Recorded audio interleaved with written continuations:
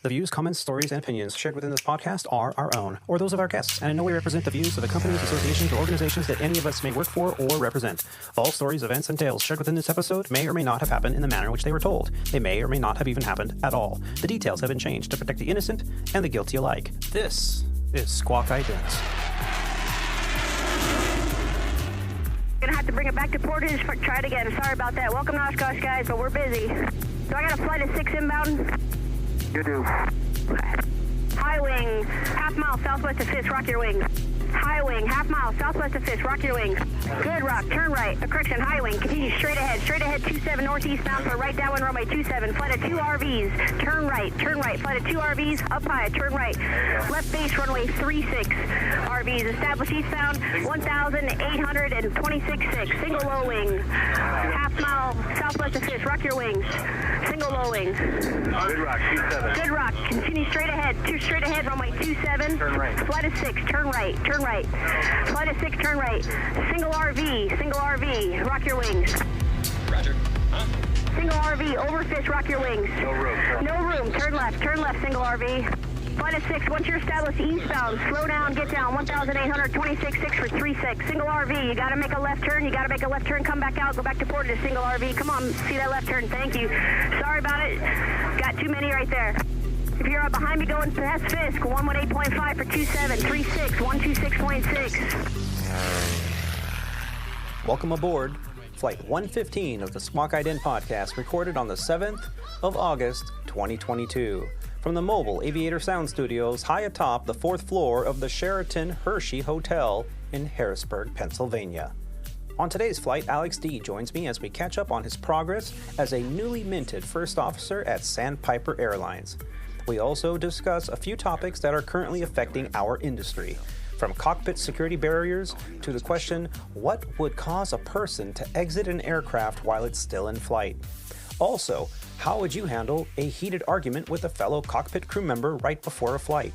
We find out how 2 Alaska Airlines pilots recently handled that very situation. And blackmailed to extend your flight duty day? That is at least what one Mesa pilot is claiming. So stay with us as we run our final checks and prepare to push off the gate. Flight 115 of the Squawk Ident podcast is officially underway. Joining us today is another exceptional aviator and flight instructor. He is a U.S. Navy Reserve's Chief Information Systems Technician and an Embraer 175 pilot for Sandpiper Regional, the alias to one of our legacy airlines' wholly owned regional airlines. Joining us from his home in Temecula, California, where he got up at 5:30 this morning to join us here today on his day off. Help us and welcome him back to the show, Mr. Alex Daigle. Alex, how you doing? Well, you said it in the intro right there. I'm up at 5:30, so I must be crazy and tired, which I think I'm a little of both. Yeah, you and me both. I mean, we're both looking at each other here in the video call here, and we're both bloodshot red-eyed. It's like, what were you doing last night, bro? Actually, I was sitting out with my neighbors having some beers, just hanging out because it's the last night that we really can do that in our house here. Like, we're moving, right? Yeah. Not to Texas, not yet. That's hopefully eventually in the works. There's some stuff going on with custody battles and stuff like that. Sorry to hear. Moving. Yeah. But our owners hit us with, hey, you guys got to be out by September 8th. Oh. Our court stuff is in October. So, hello, grandparents. Don't you want your grandkids to come live with you? Oh, my God. You know, we're moving into my parents' house. That must be a pilot in a thing. month. Because I can't tell you. I mean, I've done it myself multiple times. It's a pilot thing, I think, because, you know, you have these job opportunities and base transfers and equipment and, you know, different carriers, and you're constantly thinking about moving, and it's so difficult, especially with kids and family in tow. And sometimes, you know, you really got to rely on family and friends to help out for those brief periods where you're not quite settled. And it's tough. and that's what it is that my parents are gonna help us kind of catch us for the, I don't know, it depends on everything, but like looking at like the next, I don't know, couple couple, 3 months, 4 months, whatever we're going to be there, just to have a spot, because in, a month time, we're not going to have a home to call our own right now, which kind of sucks. And this weekend, my wife was, I wouldn't say lovely enough, because, most of the time she's wonderful to me, and she takes care of a lot of everything in this house. She also listens to the podcast when I'm on it to make sure that, I don't, badmouth anything or anything like that. She also wants to hear what I'm saying. Here it goes. But I know what you guys are saying now when you guys are on the road. Like, that's kind of your little bit of like, moment where you can kind of take a breather. Yeah. You go to work to relax. Right. I never thought that statement would ring true until we started moving. And it's like, those couple of days that I was sitting on reserve in Texas, like it was, just, yeah. And then exhausted. Yeah. But it's not like you get like a real reprieve from it. You know what I mean? Like, you're still working. Yeah. You're still on call. You're still working. You're still in that mindset. And yet that is that time to yourself. And it's important to understand too, as a flight crew member, in this career field, especially when you're starting out, there are certain ways to go about keeping a healthy relationship at home. And one of those ways is you're excited because you're new at this industry, and you're new at an airline, and you want to share everything with your significant other because that's what you want. You want to tell them everything. You want them to be in the experience with you. And yet you have to really know your audience, because the last thing you want to do is call home and it's been a long morning. One of your kids has, written on the bathroom wall with crayons, and the other kid is running around, screaming their head off and fussy. And then you call and go, "Oh, honey, guess what? I just had a beer with my captain, and we just went and had this fantastic meal, and we had an adult conversation, and I met, some amazing aviators."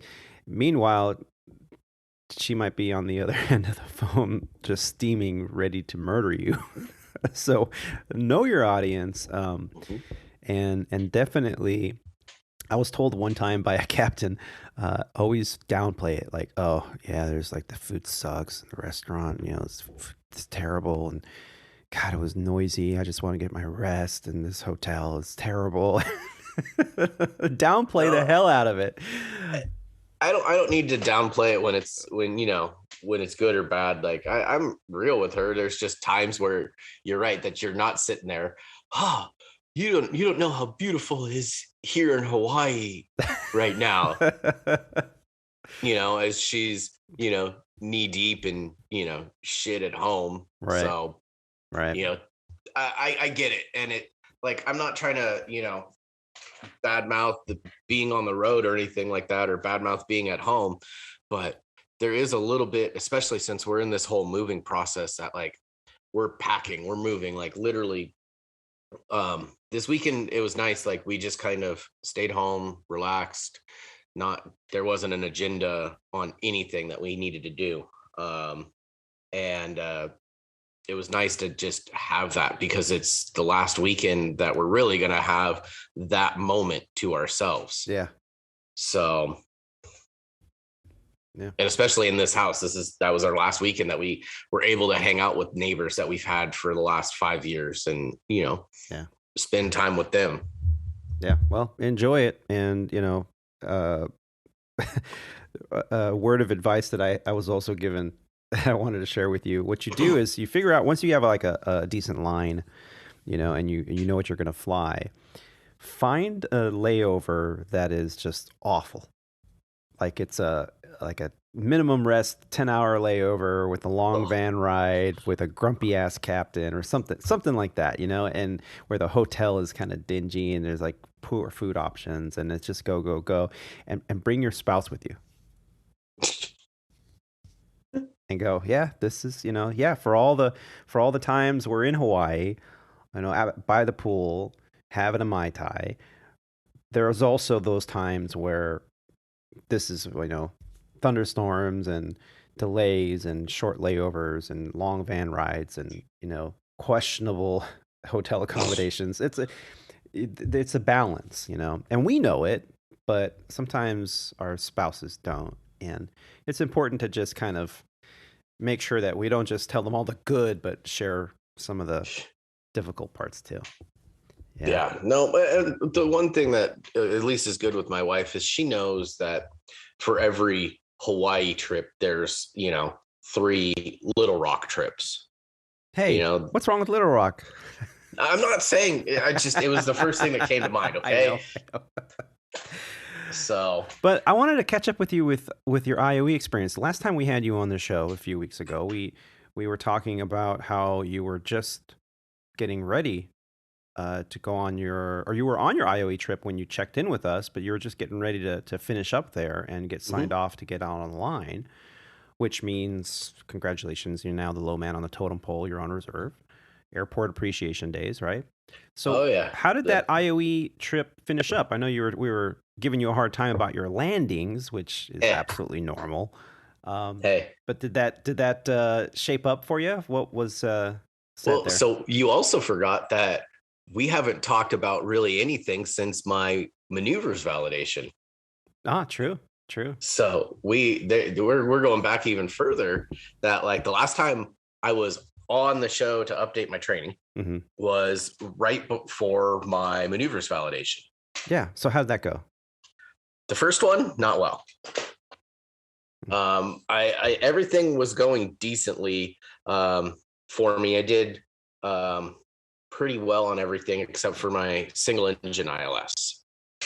The V1 cut was good, but the approaches were, utter dog shit is the easiest way I can describe it. Like they just were not good. I was over controlling the airplane. I was over managing the throttles, like everything. Like I was the student pilot back learning to land, where the instructor takes the airplane and they set the power to 1700 to beam the numbers, and they just leave it in, and they're like 2 fingers and a pinky out flying that 172 all the way in, and they touch down, right? That was me in the 172. And I would always tell my students, like, trust me, it gets better. You'll get this, right? And, here I am being that student. All right, 1700 to beam the numbers, and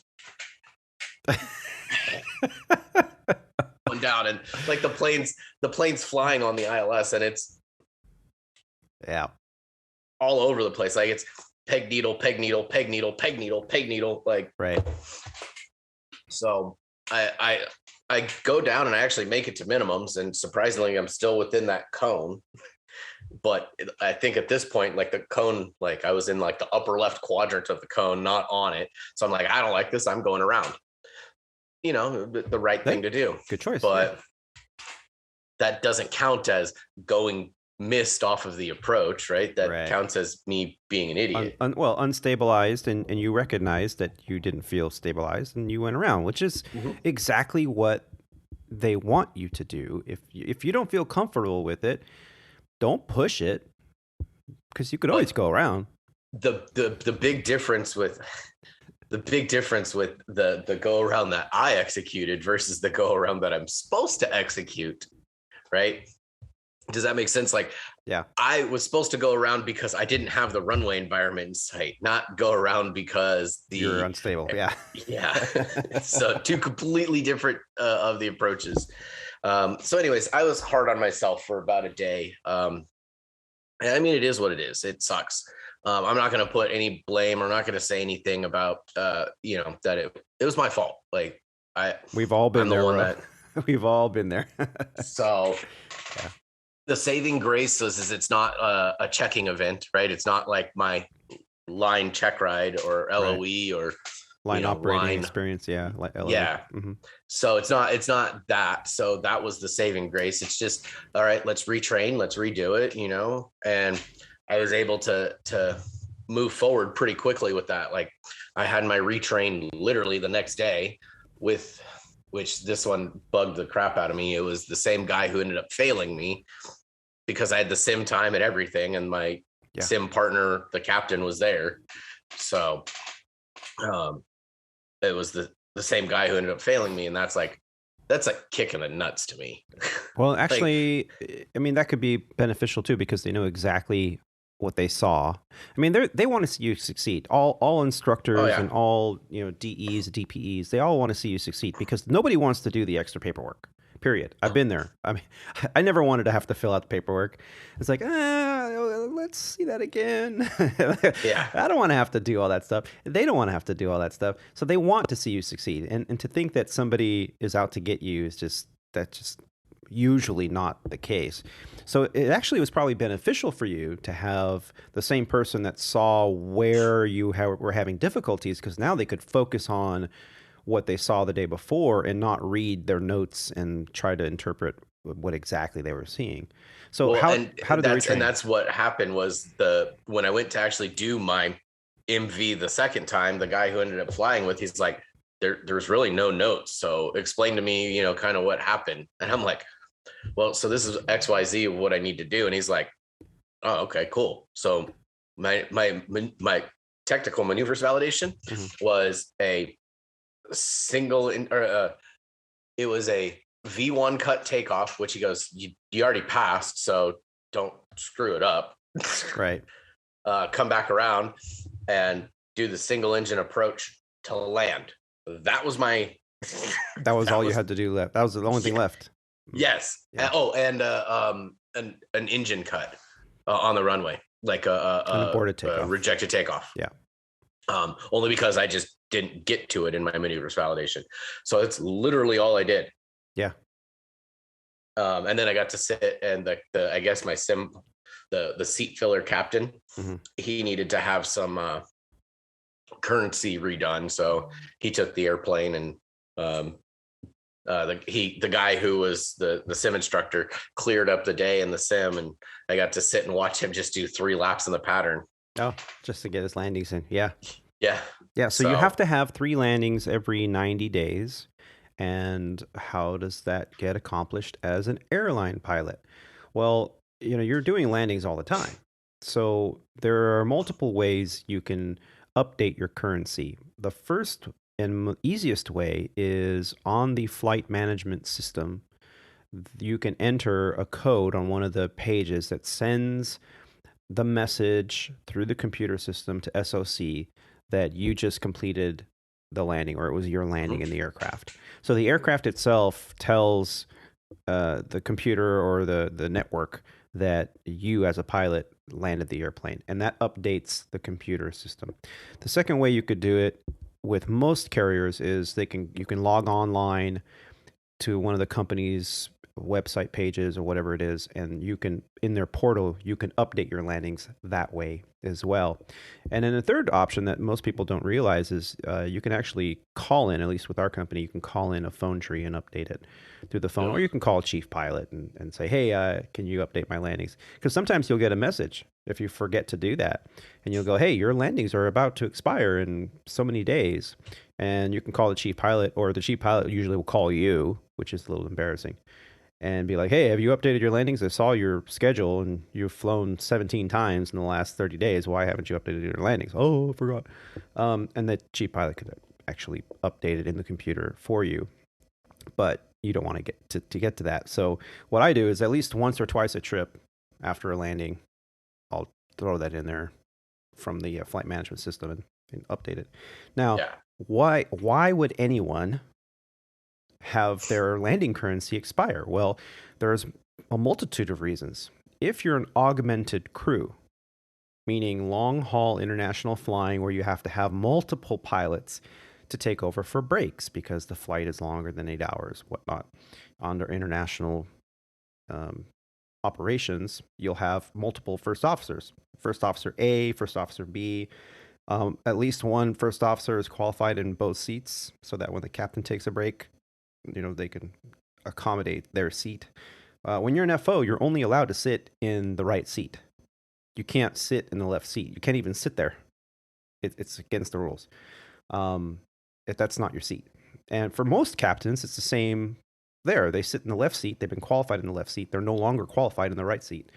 So it's not like a captain can go, well, I'm just going to sit here and fly the first officer's duties, or we don't have a first officer today. You got a captain in the back, and they're going to take over. Unless I was gonna say they're starting to do some of that where they're starting to, like, if they're short FOs, they're like, oh, hey, captain, right, like you can fill this seat. Right, but there's only one way they can do that, and they were doing that right before I left Sandpiper years ago, is they have to qualify the captain in the right seat as well as the left seat. So they'll do their left seat recurrent training, maneuvers validation, LOE, all that stuff from the left seat.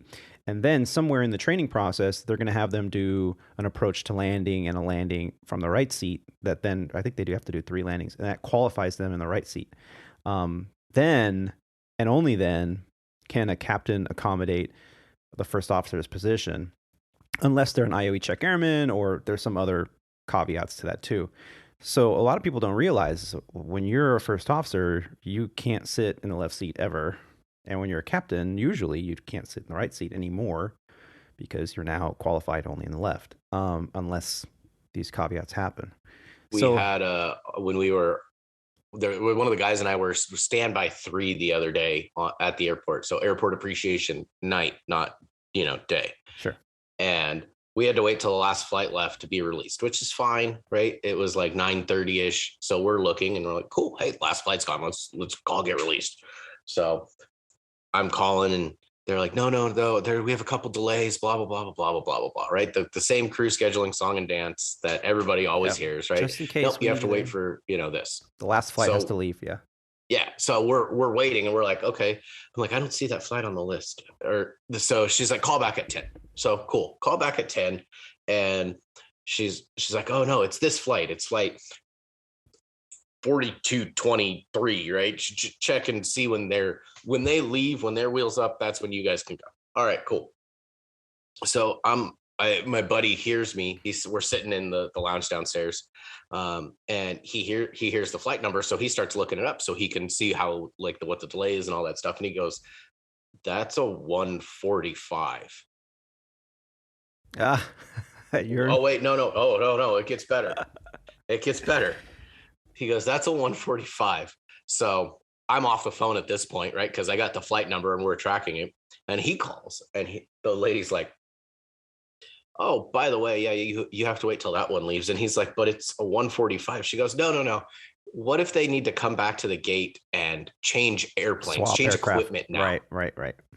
And both him and I are like, okay, right, we can maybe understand that. But there was no reserve standby captains or no reserve captains, period, available to staff that flight. Right. And so him and I are just looking at each other like, I'm junior to him by like 6 numbers. And he's like, so why are the 2 of us here then?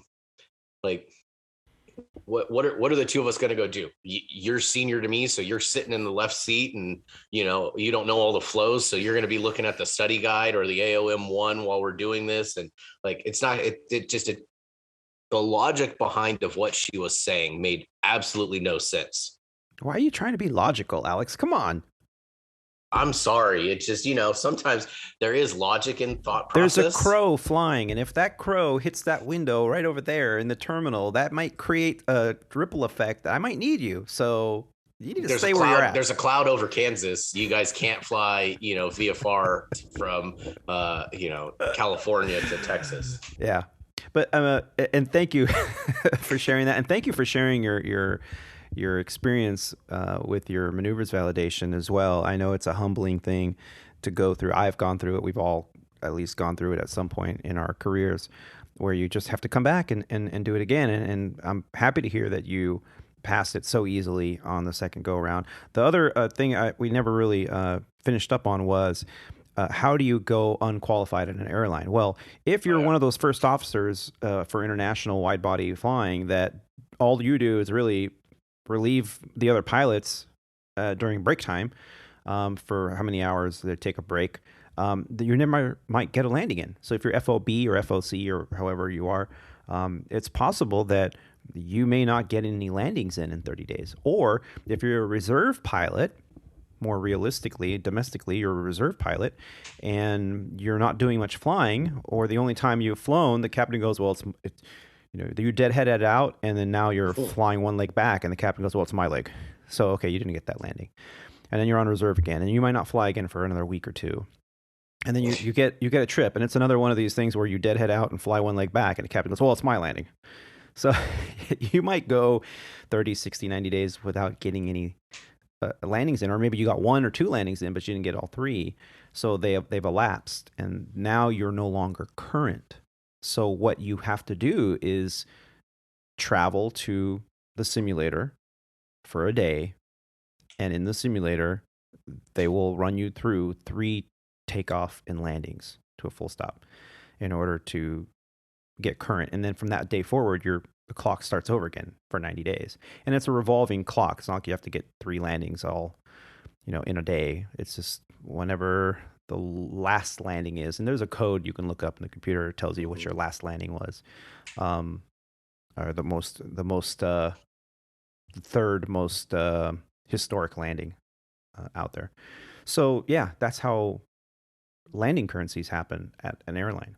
Now you finished your maneuvers validation, you got typed in the aircraft, then you went home for a couple of days, right? And then they scheduled you with IOE, initial operating experience. And that's where you're a fully qualified airline pilot on the Embraer 175, yet you've never touched the physical controls of a physical aircraft. Nope.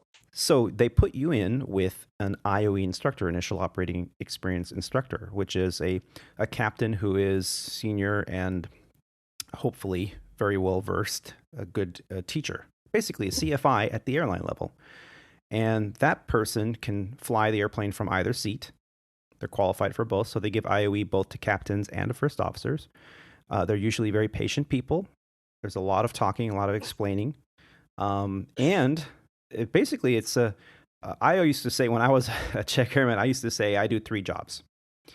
I fly as a captain, I fly as a first officer sometimes, and I'm also trying to teach all simultaneously. And so it's basically single pilot IFR teaching, and it could get pretty tricky. And yes, as a check airman, if that's something that you think you might want to do in your career, you can anticipate filling out a lot of ASAPs because you can't catch it all. No. and that's okay, and that's normal too. An ASAP is the reporting system that we have when we mess up as pilots. Now, if you file an ASAP, that report goes to a committee, usually comprised of 1 union rep, 1 airline representative, and 1 FAA representative, and they read those reports. They're de-identified.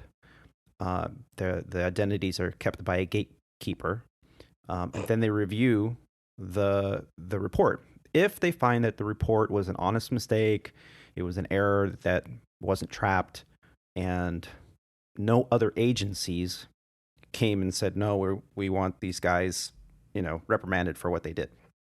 Then, after a period of time, they say, well, okay, thank you for your submission, and no other action is necessary here. Unless, let's say, a control tower manager decides, nope, these guys violated airspace and we want them violated. Then there's an investigation and there's some further going ons. But 9 out of 10, the ASAP will protect you because you said, hey, man, I screwed up and I'm volunteering the information to you because I messed up. My bad. The only other time where you would really get in trouble is if you did something out of intent. So you intentionally oversped an aircraft or whatever it is. Then it does. The ASAP won't protect you. There's a couple of caveats with it. Yeah. Like intent and anything with drugs or alcohol are like the big, like the ASAP won't save you, but everything else, you're right. It's there to, I'm not saying it's get out of jail free, but it's there to be like, hey, he self-told, you can't do anything about it now. Right. So you can always ASAP it. Just ASAP it, as Captain Roger Victor would say. Just ASAP it.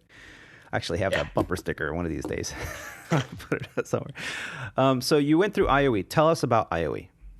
So my first trip with IOE, I was with a wonderful captain who was finishing up his time at Sandpiper. I was his last sequence at Sandpiper. So your first on the line experience was his last. Yes, we have a picture to commemorate and everything. And when we caught up in Mexico, we were on like day 3 or 4 of our sequence, and he was good. He was patient with me. He helped me, get the basics of it and get through everything so that I can kind of, understand it more and see the real world versus the schoolhouse way of doing things, because there is a complete change of how you do things in the real world versus what you do in the schoolhouse. It's just little nuances of maybe on the guidance panel, or maybe the way that you program something into the box or whatever, right? But there's differences of the way you do it for the school and the way you do it out on the line, which I think that they should be taught the same anyways, but that's neither here nor there. I'm just a little lowly FO at this point, so I can't, voice that opinion. But so he got me through pretty well. When we were joking about not being able to land or anything like that, like it's a humbling experience to go from 172, where everything that you do, you can grease it on, exactly how and what to do and what the control inputs are and all that. But then you get to this airplane, and she's heavy. She has a lot of inputs, and it's a humbling experience, and it's a different sight picture, and it's a different feel, and it's a different, like, I'm rounding out at 30 feet versus 3. Yeah. It's you got Bob that talks to you, on the way down, and that's kind of your cadence caller of like, okay, am I doing a decent approach, right? If you're hearing 50, 40, 30, 20, if you're hearing that, everything's good. But if you hear 50, 40, 30, yeah. That was me the other night. 50, 40, 20. What? Or you get the 50, 40, 30. Yeah. The float. Yeah. So there's little nuances that you got to learn and everything like that. And he was really good. I got to go, my first sequence was, they deadheaded me to Dallas, and I picked up and went to Aguas Calientes, Mexico. Yeah. So got to overnight in Aguas twice. So I went to DFW, Aguas Calientes overnight, back to DFW, back to Aguas Calientes overnight. Okay. So that's where I caught up with you guys when I was sitting in the airport and all that. And then Aguas Calientes to DFW to Springfield, overnight in Springfield. And then the next day was my last sequence, and that was just Springfield to Dallas. Was that Springfield, Missouri, or Springfield, Illinois? Springfield, Missouri. Missouri. Did you get to go to the Bass Pro Outlet? No. That one was pretty much a slam click kind of night. Oh, the short one at the Holiday Inn. Yeah. So it was a shorter evening than what we needed. And so anyways, that one was pretty good. The flight crew that I had was really awesome. The number 2 was giving me crap for my landings, because in the back of the 175, that's the telltale place, right? That's where you really feel everything, like the swaying of the airplane, all that. So he was giving me crap for it, which rightfully so. It was just fun, friendly banter. Yeah. And that was IOE sequence 1. Everything was in the books. I flew, I think, 16 hours or something like that in total. Not me flying the whole time, right? But PFing and PMing. Right. Pilot flying, pilot monitoring. Yes. Yes. Thank you. Sorry. Forget that we've got some listeners that probably might not know what those are. Right. So I definitely got my experience on both. And then my next sequence, I get a call from this captain was incredible. If I could speak wonders, he's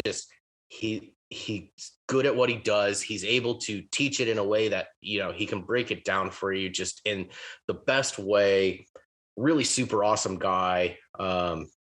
It's funny. So we were talking, he was an S3 driver. Well, right seater. Same as our own Captain Elmore. Mm-hmm. And I was like, oh man. So I know Kevin, and like, I was trying to text Kevin because he's like, I know people by call signs only, not real names.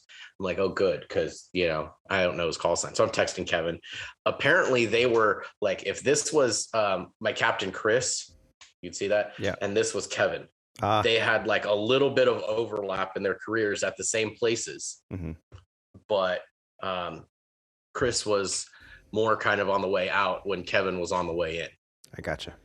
So he did his time on active duty, and I forget the reasons why he got out.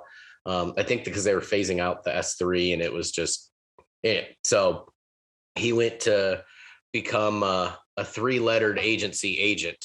Gotcha. For 20 years. Mm-hmm. And he said that when he was applying to the FBI, and he was applying to this wonderful airline called ValueJet at the time. Okay.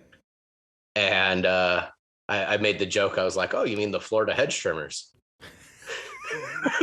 You didn't. Oh, I totally did. Because I remember that in the 90s, right? Like that was the big crash. Yeah, the big value. And he was talking, and he's like, I was sitting there, and I wanted to fly, but my wife was kind of like, what's ValueJet pay? And he's like, $20,000 a year.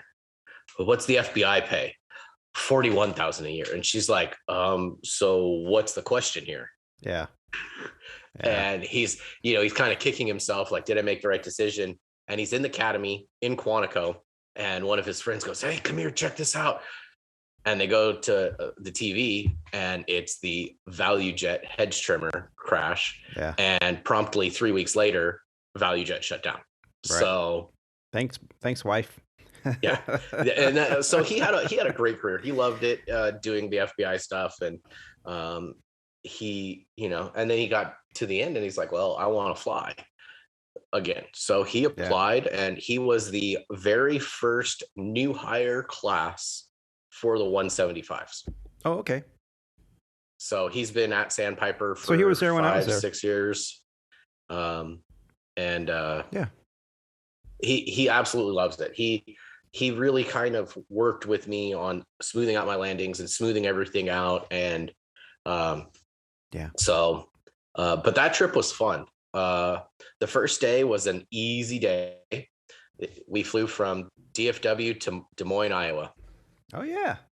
DSM. And that was day one. That was it. That's all we had to do. Did you love those? What was that, like a 20-hour layover or something like that? Yeah. Well, then the next day was Des Moines, Chicago, St. Louis, Austin, Jacksonville. And we were delayed 2 hours in Chicago because St. Louis was just utter garbage. Like it was where the rainstorm had come through, and the flooding was super bad, and it was just thunderstorm after thunderstorm. And we're talking to the dispatch through ACARS, right? Where he's teaching me how to like just free text and talk to them, and he's kind of like trying to press the dispatcher because we keep getting a delay, right? And he's trying to just like, okay, look, we're keeping this plane the rest of the legs, right? This plane is going to St. Louis, going to Austin, going to Jacksonville. Nice. So he was trying to press and say, hey, why don't you just cancel this, right? Because we're now 2 hours late. Why don't you just cancel this, send us to Austin, and let us continue on our way? Because we had to take a 2-hour extension as it stood. Right. Because of all this. So cancel one, complete the other three, rather than canceling all three or all four. Yeah. Yeah. So, and the dispatcher was like, nope, we're just going to wait another 30 minutes. So anyways, we finally get the green light to go to St. Louis. We're taxiing out of Chicago, and Chicago actually is not that bad. Like it's chaos, but it's so organized chaos. Yeah. And it's so used to it.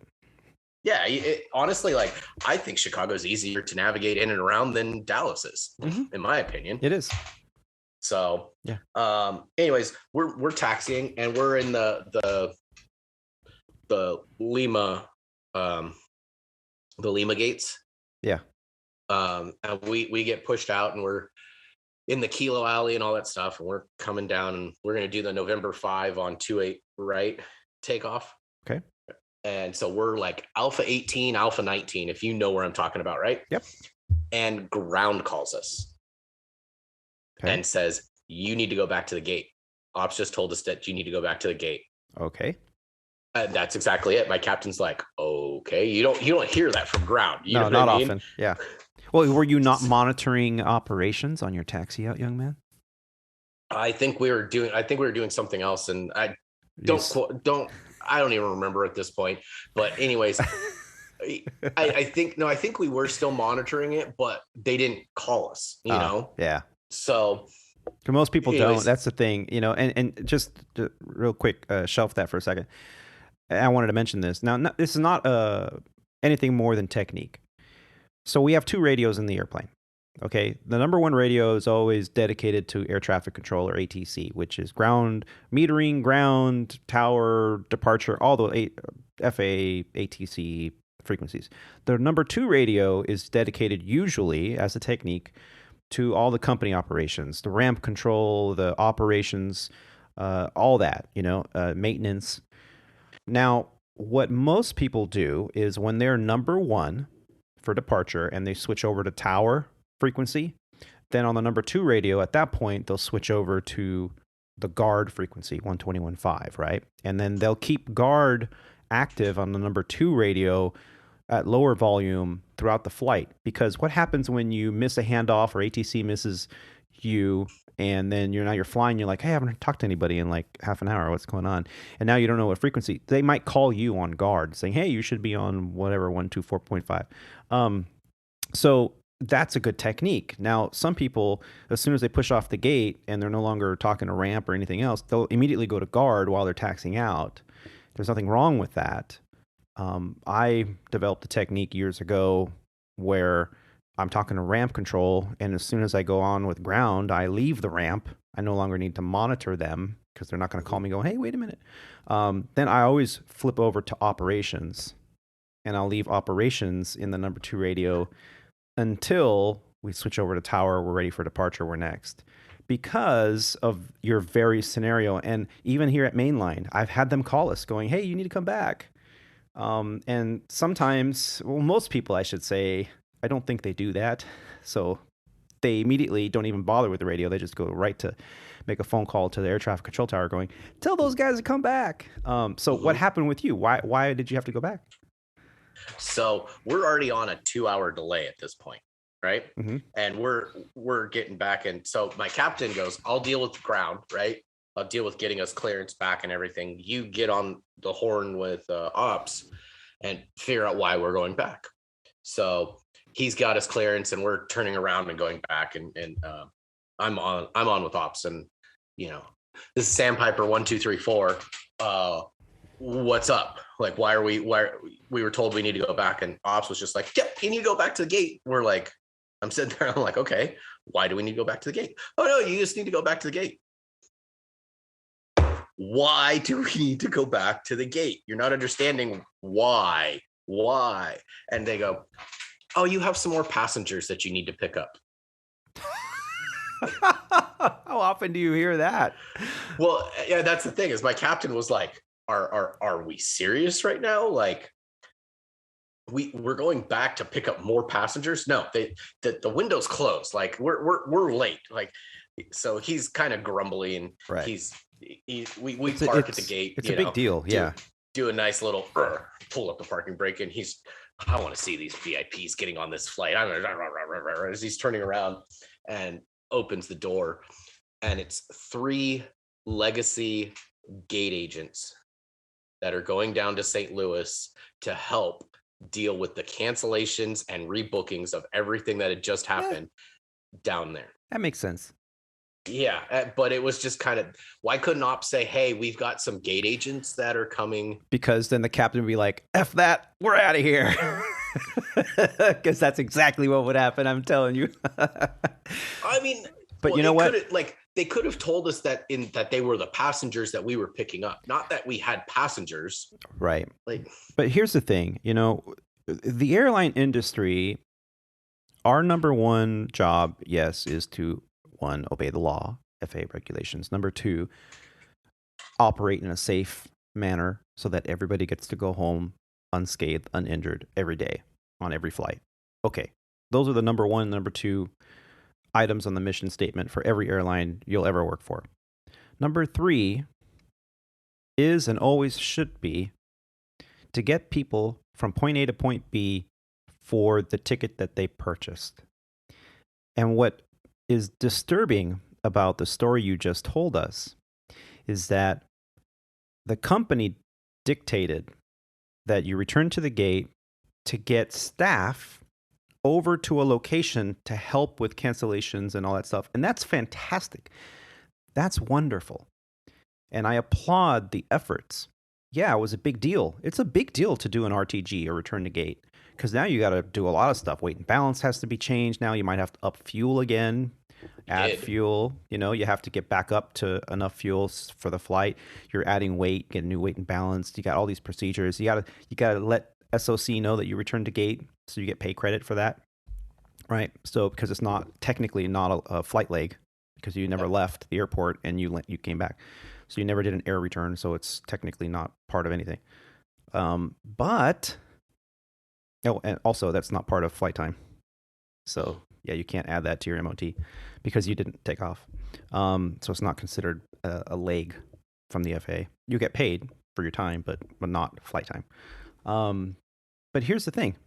When is the last time you heard the company going out of their way to get a passenger on a flight that's already departed the gate? If not, the passenger that's sitting there 10 minutes prior and they go, well, we closed the door 15 prior, so sorry, you didn't make your flight. And meanwhile, you're sitting there waiting for fuel, waiting for bags, waiting for catering. You're like, get them on the plane. They're like, no, we can't take a delay. Our job is to get people from point A to point B. Now, I'm not saying we should take a delay on every flight, but when's the last time you heard a company going out of their way for passengers? Not operationally related. You don't. And when it does happen, it makes the news. Yeah, no, exactly. And that, at the end of the day, like I understand again why the company did it, right? They were trying to get down to help, with this huge debacle that was going on in St. Louis. Yeah. But at the same time, like, were there no other flights available? Was it the next, were we the only one going? Why couldn't they get people down there? Why couldn't they call people into St. Louis? You know what I mean? Like people who live in St. Louis, why couldn't they get them there? There's a whole litany of questions. But so we went back and we picked up 3 gate agents and flew our merry way down to St. Louis. And then that one was uneventful. Whatever, getting in and out there, right? And then Austin, uneventful, and then Jacksonville, uneventful. Go. Yep. So, and it turned, like, I think one of those was supposed to have like an hour break. I want to say it was Austin was supposed to have like an hour break, which turned into a turn, because what else are we doing now? Now we're late. So, and then the next day we wake up out of Jacksonville. And it's Jacksonville, Chicago, Austin, New Orleans. So not a bad little jaunt on that one. That one was uneventful, nothing to write home about, nothing special, right? Just the typical dance around the thunderstorms because it's summer. And then the final day, which was my line check day, was I flew both legs. Mainly so I could get a warm-up leg out of going before I went into my line check. Mm-hmm. So I flew from New Orleans to Austin, did the turn, and went to back to Dallas. Yeah. So, and my line check was super uneventful, like nothing to write home about. Like all a line check is there, it's basically a check ride, right? Where the your check instructor, your check airman turns off the instructor mode and turns on the I'm just a captain mode. Right.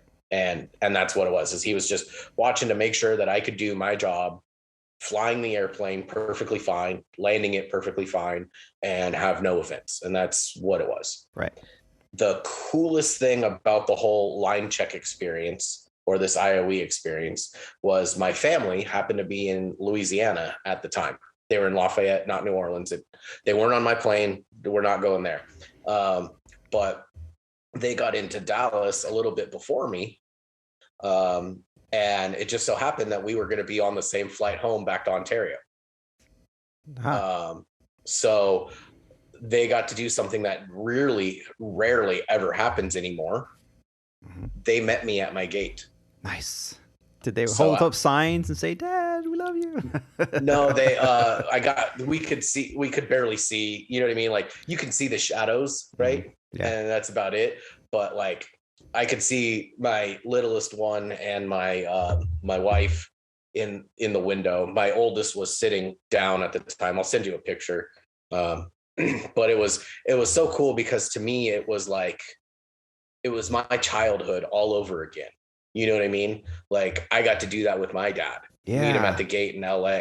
Yeah. And it was so cool to have that experience again, you know, but from this side of the house. Yeah. So I'm sending you that picture so you can catch it. It's the circle of life, my friend. Oh yeah. So no, IOE's done. And so this is a big thing and I'm going to put this out for everybody who's out there that's listening, who's in this transition phase of what airline do I need to go to, and you know, how is it looking for everything? One of the big questions to ask when you go into interviews and stuff like that is, what is training time looking like? Because I have a buddy who's at one of the other regional carriers, and we'll call them Gold Standard. The Gold Standard, yes. Yeah, right. We'll call them the Gold Standard regional carrier. And him and I have been texting. He was at my flight school. You met him, Daniel, the bigger kind of Army guy. Got it. So he went to Gold Standard, and he sent me a picture the day he got his type certificate, May 16th. Which just happened to be the day that I started in dock at Envoy. Okay. The day that I started in dock at Sandpiper. Okay. I'm finished with IOE. I'll just leave that there. I'm finished with IOE. And he's not. No. Okay. Yeah. September, October timeframe. Yeah. So he was at least a month ahead of you, and yet now he's a month behind. Oh, he was at least 2 to 3 months ahead of me, because we went through ATP CTP together in February, and he went right into Gold Standards training program.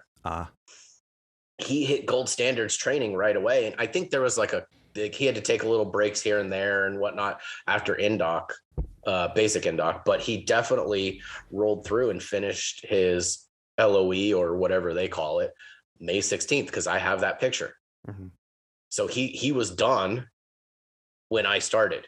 So that's a 2-month window, right? I'm done with everything. He's still waiting. And this is now going back into what we were talking about earlier about sim currency. He's more than likely going to have to go into the simulator to get recurrent before he even touches the airplane. Right. Right. And that's the worst. That's the worst feeling. If you ever have a hang up in the middle of your initial training, and then you're like 30 days at home or whatever, and then you got to go back and you're like, okay, you ready? And you're like, well, wait a minute. I haven't touched, this is not like I've been doing this for years, you know? And so, yeah, that's a great question to ask, what the turnaround time is for training. Because if they hesitate in giving you an answer, you might want to look at all your options. And I'm not trying to peddle Sandpiper or anything. You know what I mean? Like, it's a good airline. It has its ups. It has its downs. It has its good. It has its bads. All of them do, right? The biggest thing is I was actually texting with another former student of mine, and she's coming up to the point where she's applying and all this stuff to airlines. Are starting to look. She's like 1,300 hours, just got her multi, right? So I'm like, okay, now's the time to start applying, right? And at the end of our conversation, this is what I told her. I said, but seriously, these are things for you to consider, right? Future growth at the company. whether that's what the company's doing or what the, the route structure, everything's looking right. Like, what's their future growth look like? Which I think is a good thing, because remind me, there's talks of us opening another base. Serious talks about opening another base. So that's a point to come back. So I'm going to shelf that. Future growth at the company, training timeframes, right? What we just talked about, pay and bonus structure, non-rev travel, commuting, upgrade times, fleet, and union. Yeah. I think those are all in my opinion, I think those are all valid points, and maybe a more seasoned aviator can kind of help and see if there's anything else to add to that list. But I think those are all good, strong talking points for someone coming in, like to start questioning. Yeah. How you choose, the odds are probably 90% of the people that if you ask them, why do you work for the company you work for? Their answer is going to be because they were the first ones to hire me.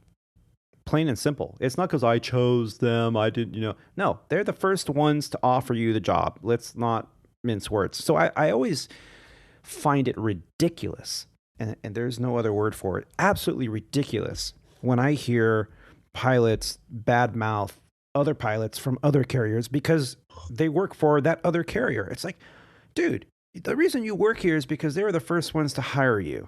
You were bobbing for apples, and that's the one you picked. Okay.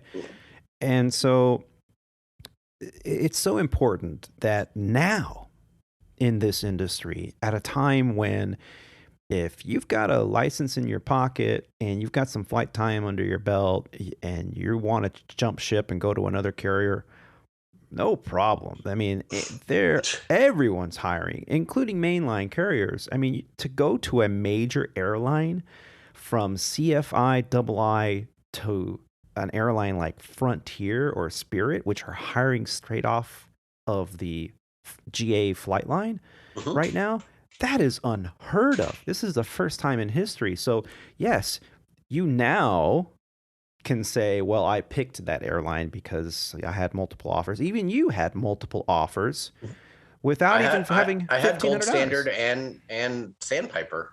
Yeah.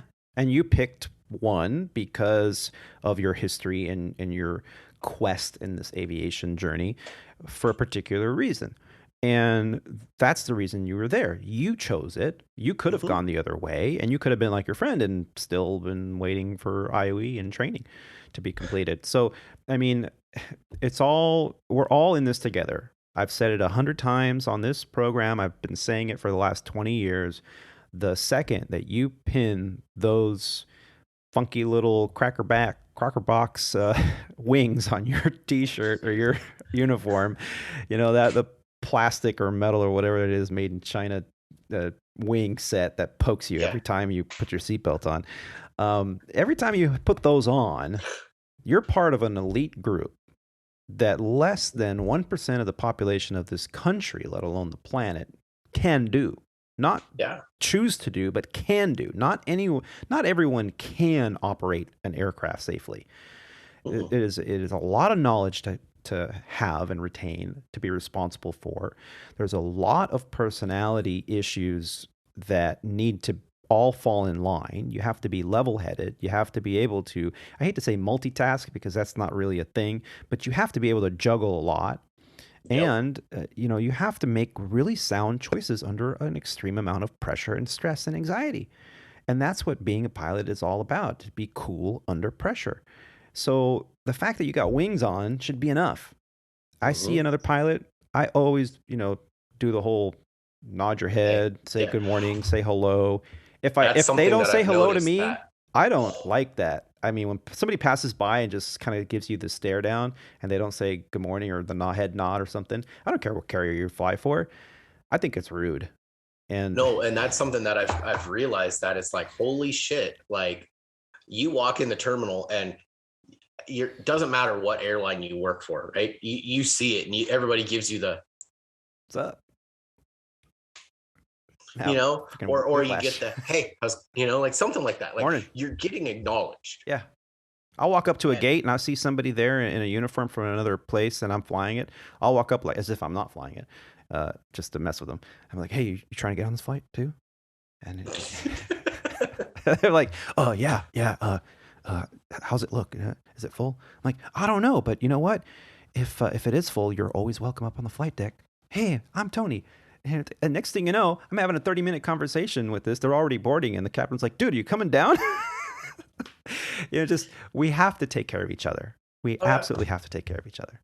No, it definitely, it's one of those that, again, that's part of the main reason why I'm on this podcast with you is you always say we get here because we stood on the shoulders of the aviators before us. Well, guess what, Tony? I was standing on your shoulders, so now it's my turn to have someone stand on mine. Absolutely. If I can help one person, move on and get some kind of, I wouldn't say mentorship, right? But like some kind of advice that wasn't available for me. Mm-hmm. Don't get me wrong. I'm not discrediting my dad by any means, but my dad is so far out of this loop that like all we can talk about is like actual flying sequences, not anything else. Right. The industry has changed. We're seeing it happening right before our eyes. And I felt the same way, which is the reason I started this podcast in 2019 is because I felt like I owed it to all of those that came before me to help spread the word that the knowledge they gave me and to the future generations. And I'm loving it. And we'll have more with Alex D right after the break.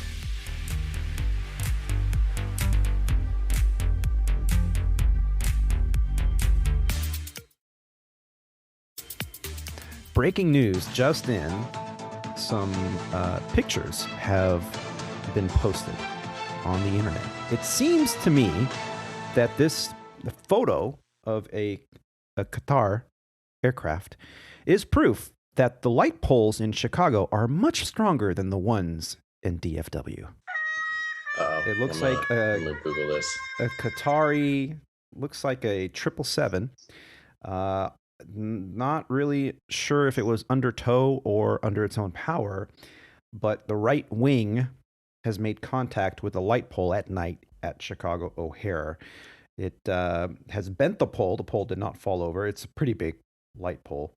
And about 5 feet from the wing tip on the right side of this 777, it looks like it must have been moving at a clip because almost halfway through the wing. Oh yeah. This is oh wow, 4 hours ago. Okay, yeah, this is it is breaking news. So ladies and gentlemen, make sure you check your wingtips and your clearance, and when you deviate from the yellow center line of the taxiway or the yellow guideline on the ramp, you're in no man's land. You're not going to be protected. Wow. Yeah. That's like wow. Yeah, and the pole didn't fall over. No, I mean it's leading, but wow. Yeah. Yeah. Oh man. So you had a bad day, huh? Yeah. Jesus. I just. Whew. Someone's ass is on the line for that. Because holy. Yeah. But, hey, be careful out there, guys and gals. The career you save may be your own. But let's move on. The United one that they backed into another plane. Did you see that one? Was that recent? Yeah, there was a United flight that they were on their pushback and their wingtip ran into the horizontal stabilizer of the plane next to them on the gate. Yeah. Yeah, there's plenty instances like that. When you go back for your first recurrent, when you get to human factors, I love when they show the video, and every airline does it. They show the videos of all the accidents, the ground accidents that have happened, the incidents and accidents that happen on the ground, taxiing. That's where most of your issues are going to be because you're in close proximity to men and equipment and other aircraft. So let's talk about secondary barriers. Now, I recently saw an article on The Point Sky that talked about the mandating secondary barriers on the flight deck. Now, there's a lot of security sensitive information that as pilots we cannot talk about, but we can talk about the protocols that were put in place after 9/11. Now, we went from having a very flimsy door, like basically a lav door, separating the cockpit from the cabin with a lock that could be easily opened from the outside, to a bulletproof door with magnetic code locks and keys and all kinds of stuff. And these barriers have been put in place to protect the flight deck from intrusion. But it's not enough. We've been saying this for years. I've been seeing these prototypes for these secondary barriers. It's basically another door of some sort that would separate the cabin from the first class galley, so that when there's a passing of the meals, passing of coffee, a lav break that needs to happen for the physiological needs of the pilots. So instead of using the methods that we use now, which anybody that flies regularly knows, the methods we use now, instead there will be a physical barrier. And there are plenty of companies out there that have been developing these barriers. So according to the Points Guy, the FAA introduced a rule requiring airlines to have this secondary barrier installed on all of their aircraft. The FAA has officially proposed this rule for commercial airplanes to have this secondary barrier to improve safety for pilots in the flight deck or on the cockpit. They use the word cockpit. They're not woke. Flight crews Flight crews keep us safe when we travel to visit loved ones, explore new places, and conduct business. They too deserve to be protected. And this rulemaking is an important step forward. The U.S. Transportation Secretary Pete Buttigieg said in a statement on Wednesday announcing the move. The secondary flight deck barrier would prevent unauthorized intrusion when the cockpit door is open for times such as when a pilot needs to use the restroom or get drinks and food, as we mentioned. The proposed rule would require manufacturers to install a secondary barrier for commercial airlines manufactured beginning 2 years after the rule's approval. So after the rule gets approved, within the 2 years, all new airplanes need to have it. And I believe there is a retrofit part of the regulation as well. The regulation would take effect following a 60-day public commenting period and formal approval. So I'll put a link in the show notes. What I highly recommend is, if you have the time, check it out. Go to the FAA website, put in your public commenting period. I personally think it's a fantastic idea. Safety is, again, what the number one or number two mission statement of all airline carriers. We definitely need something like this in place. The guidelines and rules for the secondary barrier have long been in the works. The FAA issued guidance as far back as 2007 for safety procedures to be used when the main flight deck door is open. After the 9/11 attacks, the FAA required flight deck doors to be straightened and secured, but the administration put policies in place to ensure the door is locked at all times, except when the pilot needs to exit. And the article goes on, and people that are happy that this is happening, and all the little nuances of how we need to make things better and safer. And I've seen quite a few. Have you seen any of these, Alex? The secondary barriers? I have not yet, only because the airline, the plane that I'm on, we don't have. Then this is my thought behind it: is the 175 does not have much room from the flight deck as you're going into the first class galley and the lav. Like, it's literally like you open the door and you're also like in the way of the door to the lav. So I'm trying to sit here in my mind while we're doing this and like think of how a secondary barrier comes into play, and I know what they're trying to get away from. They're trying to get away from the whole procedure process that we do for I'm not going into it because obviously the security, but you know what I'm talking about, right. when we have to call and get a lav break or we're getting a food break, right? And it's a process, and I understand it, but like some airplanes like the 145 or even some of the smaller ones that have, very, very, very limited space, it's going to be more difficult to try to implement something like that. Like on more of these bigger airplanes, you could put something in place that, stops passengers from coming up, basically being that secondary barrier before they actually get to the flight deck. Yeah. I'm curious to see how it's going to work on, like, especially my airplane and smaller, of like how they're going to implement this. Now, the every manufacturer will have probably their own version, and the prototypes I've seen was one that United helped develop through a third party, and it was a really interesting barrier. It was right there where normally the curtain would go between first class and the galley, right? Mm-hmm. And instead of a curtain, it is a bar that attaches to the cabin divider. And then what the flight attendant will do is pull the bar across, and there'll be cables every 4 inches. So when it locks into place on the other side of the cabin divider, it creates a wall of wires that basically creates a barrier, a door that's see-through. Yeah. Right? Because it's just cable. It's like cables, like think of prison bars, but instead of vertical, horizontal. And so these steel braided cables would stretch across and be taut and locked in place. So now you have a secondary barrier. So when the cockpit doors opened for that brief moment of time, and the swapping of the flight attendant and the pilot, whatever happens, instead of the present method, which could be breached with enough effort, now there'll be a secondary barrier, which will be impossible to be breached by a human, let's just say.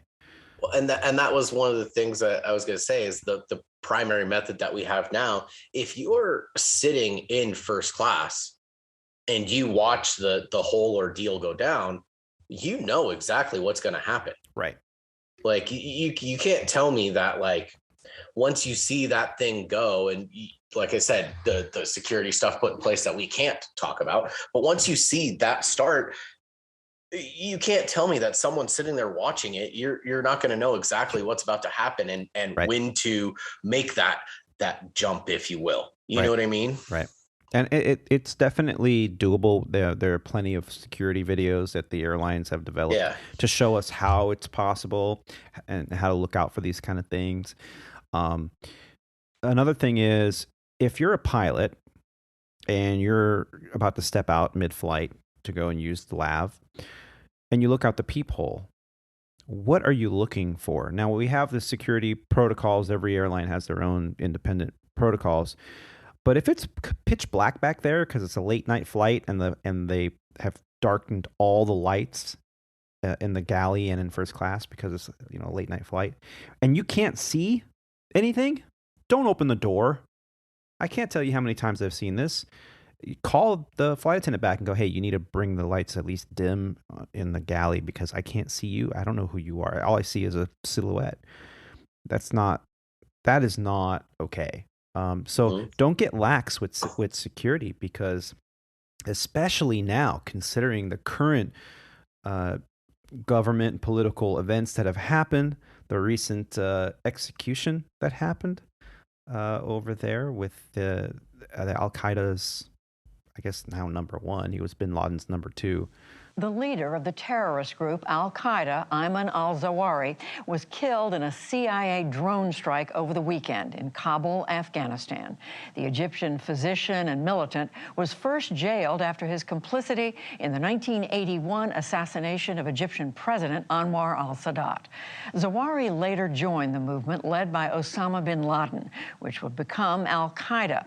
The group attacked several times before the strikes in the U.S. on September 11. 11, 2001, which left nearly 3,000 people dead. After bin Laden was killed by U.S. Navy SEALs in 2011, Zawahiri was proclaimed leader. You don't think retaliation ideas have not come up? I think they have. So I wanted to talk about this just to reiterate how important it is to not be complacent when it comes to safety and security. And though barriers and procedures are set in place, these new secondary barrier protocols that the FAA is developing are very much welcomed, at least here at Squawk Ident they are. Mm-hmm. No, and I agree with you. I think that I think it's necessary. I think that, like I said, if you sit and watch long enough, you'll know exactly the procedure.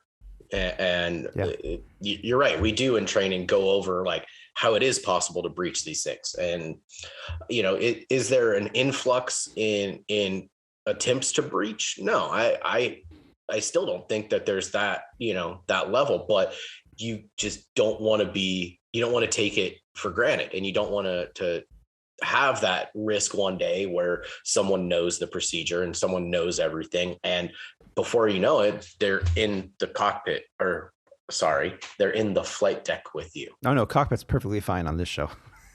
Gotcha. Well, you don't want them to be up there, right? You don't want them to be standing there with you, right? And at the end of the day, like, you got to think we're 75,000 pound. I know we're light compared to you guys, but we're a 80,000 pound missile with fuel, can be turned into the easiest weapon of mass destruction, right? Like, we don't want that. We don't need that again.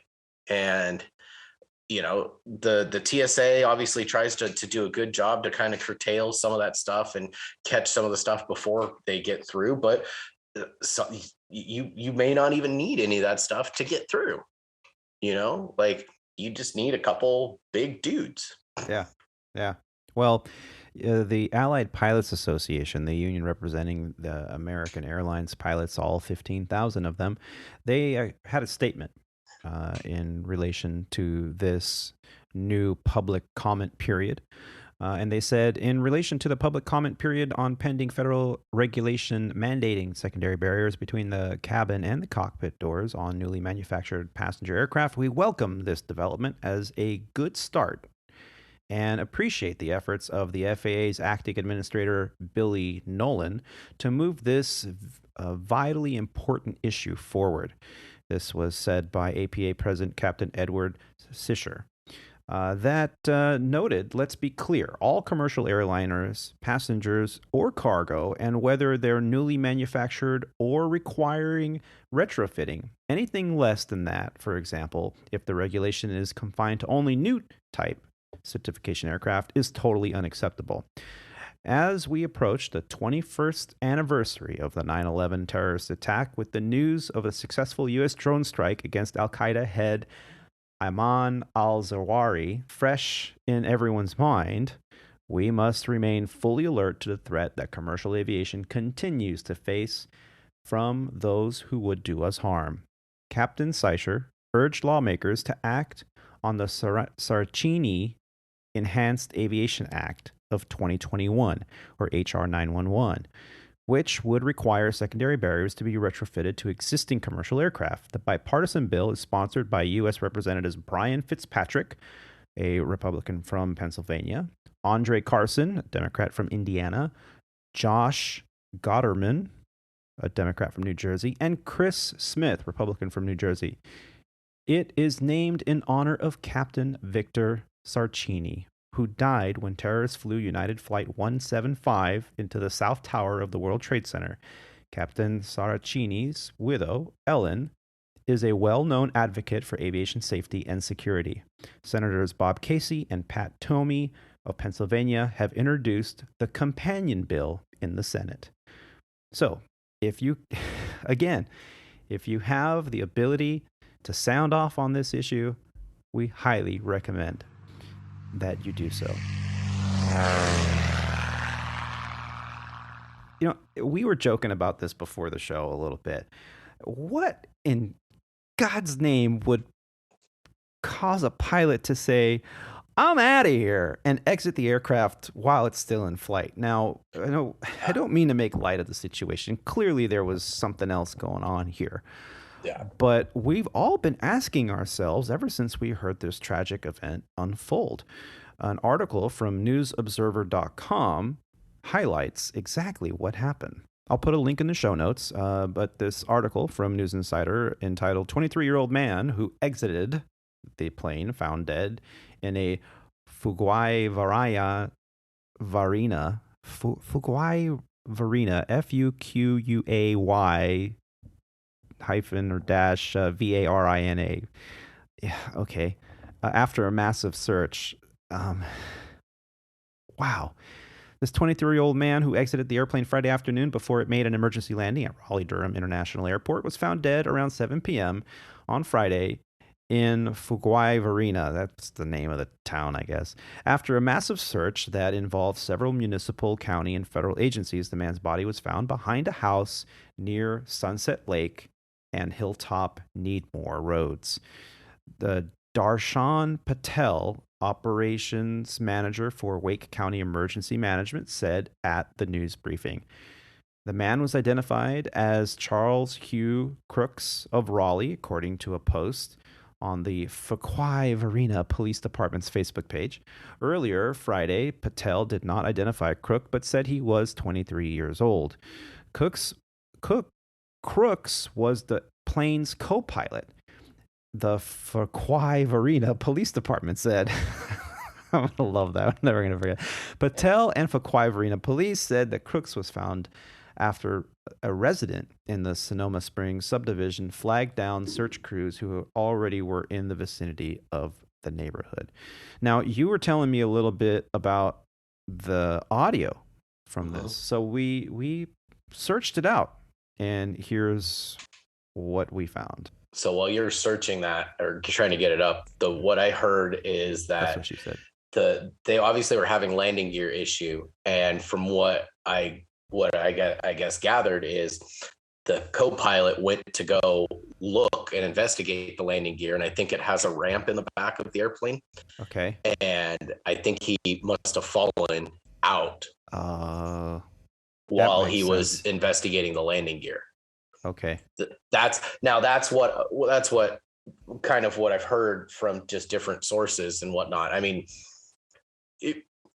clearly it's, I haven't hit it yet, but we've all had those captains, and I can understand that someone wanting to exit the airplane, right? But like, I really think that something had to have happened that causes somebody to fall. Because it's not like he just opened up the door mid-flight and said, "You know what? I'm out of here." Yeah. And that's later, what, Captain. Unfortunately, that's what, a lot of the media articles kind of were alluding to, why he exited the airplane. He didn't exit the airplane, probably fell out, which makes more sense. But here's some of the audio that I found. I mean, I'm sure this pilot's going to be shaken up. I have no idea. He literally just said, "My pilot just jumped out." This 911 call paints a picture of the moments before that emergency landing at RDU. The NTSB is now investigating what happened in the skies above the triangle last Friday. RDU police interviewed the surviving pilot, but no incident report has been released, and we have yet to learn the pilot's identity. Devin Lynch, a friend of co-pilot Charles Crooks, whose body was found in Fuquay-Varina, says he wants answers. I would be interested in hearing that CVR recording because, I'd like to hear what was going on in the cockpit that wasn't even communicated with their traffic control. Lynch says from the few years he's known Crooks, it just feels out of character for him to jump from a plane without a parachute.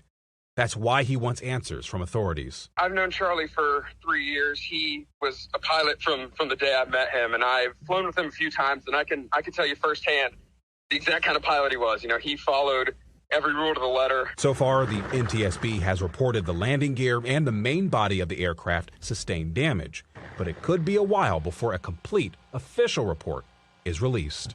If you search it, there is the clip of it's a 911 call, and I think he's also talking to Tower. But you heard it in there that the guy was saying the pilot's pretty shaken up. He said his pilot just jumped from the airplane.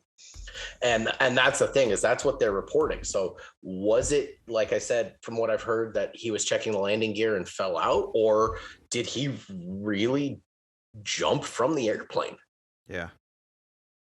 So I want answers just like the guy's friend does, that like, it seems out of character for him. Like, what would cause somebody to? Yeah, no joke. Like I said, I know we were joking around about it. Oh, we've all had those captains, or we've all flown with those people that you're like, you know what? No, I can't take this anymore. Screw it. I'm out later. Right. But like, I think I've got the audio here. Hold on. You have the coordinates right now? 911 was the location of your emergency. Hey, hi, this is from Raleigh Airport. We have a pilot that was inbound to the field. His co-pilot jumped out of the aircraft. He made impact to the ground, and here are the coordinates. Are you ready? Hold on for me 1 second, okay? Uh-huh. All right, go ahead. It is 14 south of Raleigh Airport, and here are the coordinates. 3538 north, 54 minutes, 078 4521. Okay, so you get 35.3854. 078 4521. And what's the other coordinate? It was 14 miles south of the field. So they said he jumped out the aircraft. His co-pilot jumped out without the parachute, so he might have impact to the ground. Right. Other than, I mean, you got 30, you got 35. Do you have the other coordinate? Let's see. I mean, you got latitude. You have longitude. Oh yeah, that was it. 3538, I guess north, 07845 east. Okay, 35. Oh west, 30, sorry. okay, I'm sorry. 35. Yeah. 38. Get that guy in as soon as possible to the right side. Call airport off, tell me what just happened. 35.38 north, and then your longitude is what? 3538 north, 07845 west.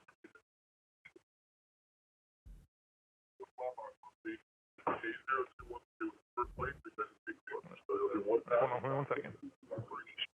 So I'll just pause it there because it goes on for quite a few minutes. But I mean, you could hear it in the airport, I guess, manager's voice. I mean, pretty traumatic to have to report that. You people jump out of airplanes all the time.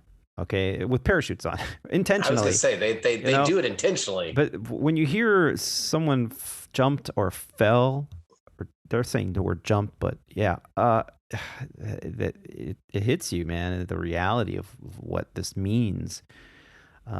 So yeah, we'll be keeping an eye on this. I think, Alex, you kind of hit the nail on the head as you speculate that it sounds like they had the rear cargo ramp open, and maybe he tried to look around the side to see if the gear was down, which, I mean, and if you look at the aircraft, it's kind of a boxy aircraft. It kind of looks like a shorts. I was going to say, it looks like a shorts. Yeah. And it's the gear is kind of hard to see.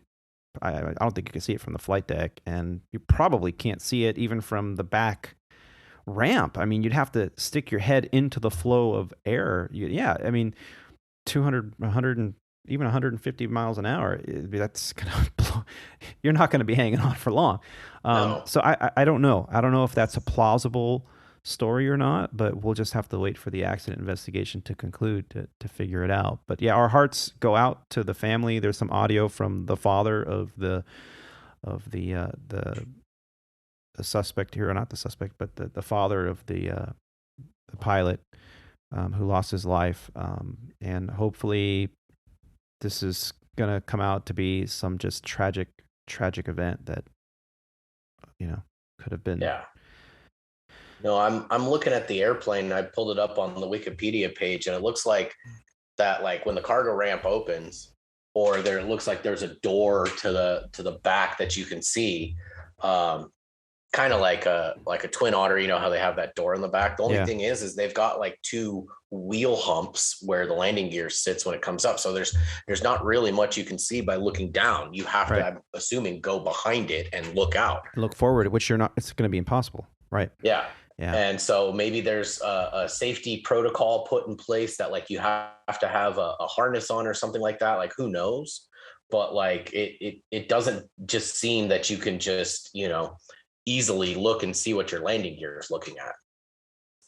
So, and my heart goes out to that family, just in general, because I mean that's just terrible. So, and like I said, who knows where it was? Because there's a picture that I pulled up on the Wikipedia page that's got the ramp open, and I mean that's pretty much going to be your best view to look out at the landing gear. Yeah. So they have two doors on either side, but it's like an emergency exit door or a cabin style door that you're not just going to open mid-flight. You know, the ramp would probably be your better option. It's just, again, terrible situation for what happened, and you know, sucks. Yeah, it really does. Well, you know, in another interesting article, and I really wanted to talk to you about this because I've been talking about this, conflicts of personalities, conflicts of on the flight deck. How do you handle them? I've been asking these questions. I've really been an advocate for doing your best to get along with everyone, keeping it professional on the flight deck, and how this is a small community. So, you know, we take care of each other, and even if you've never flown with the person next to you, you've never seen them before in your life, you both have a common job to do, and you should be able to just sit down on the flight deck and just continue on and do your jobs, and it should all be a seamless transition and professional. But that's not always the case, as two Alaska pilots recently found out. Stumbled across this article from Fox Business. I'll put a link in the show notes. You know, and it happens, but I think they did the right thing. And you know, what would cause a 2-hour flight delay on Alaska, especially if you were on Alaska flight 1080 recently from Dulles to San Francisco? Well, it could be because your pilots got in a fight. This coming from Fox businessnews.com. Again, I'll put a link in the show notes. It's an article that's entitled Alaska Airlines Flight Delayed After 2 Pilots Have Professional Disagreement, in quotes, and they refuse to fly together. Alaska Airlines says 2 pilots had a professional disagreement, but they remain fit to fly. Yeah, an Alaska Airlines flight was delayed earlier this week after 2 pilots who were supposed to fly the aircraft couldn't get along, the airline said on Thursday. The flight, as we mentioned, Alaska 1080 from Washington to San Francisco, returned to the gate before taking off Monday after the 2 pilots had a professional disagreement, the airline told Fox Business in a statement on the matter. While the situation was unfortunate, in the interest of safety, the pilots did the right thing, the airline said. Both the captain and the first officer were evaluated by management, drug test, pee test, alcohol test, and it was determined that they remain fit to fly. We swapped crews, and the flight continued to San Francisco. We apologize to our guests for the inconvenience that it caused. Passengers who claimed to be on the flight tweeted, of course they did, that part of more than 2 hours of the delay was due to a storm that they were waiting on the tarmac while on board the airplane. However, they said that the flight was further delayed after the 2 pilots had an apparent argument and turned the plane around and went back to the gate. Don't make me turn this airplane around.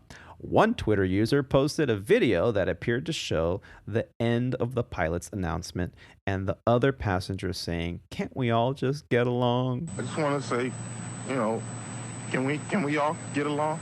Can we get along? Thanks, Rodney. Another Twitter user wrote, "After an hour and a half delay, we now return to the terminal due to a failure of the captain and first officer to get along." Wow.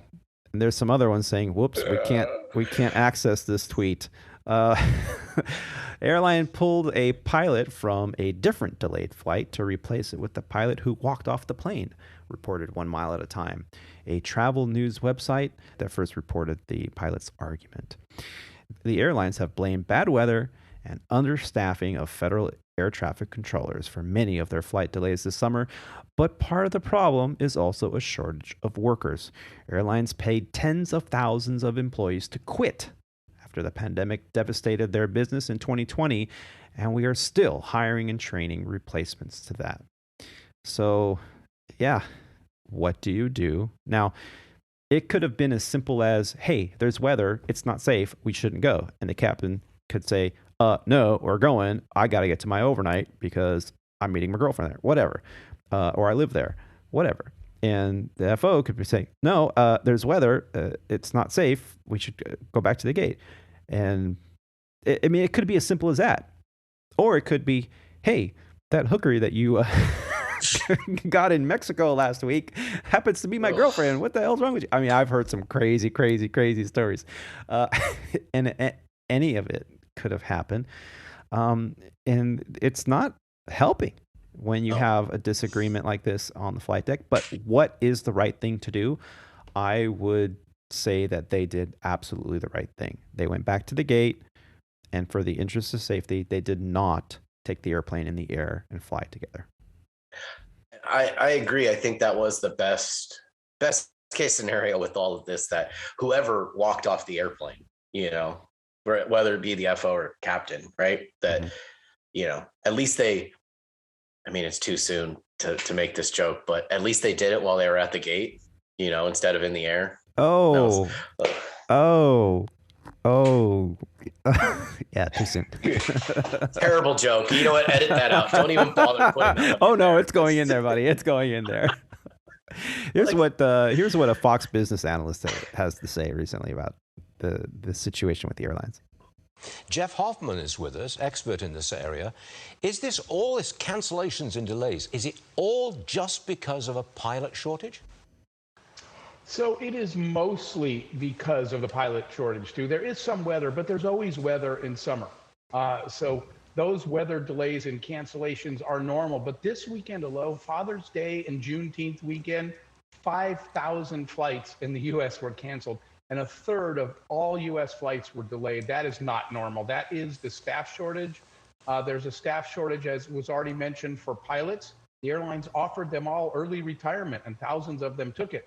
So even if they wanted to come back, airlines are offering a 50% salary increase to get them back, but many of them are retired. And even if they came back, they have to be recertified again. So that's not going to happen by July 4th. Same thing, we have huge security lines because TSA has staff shortages.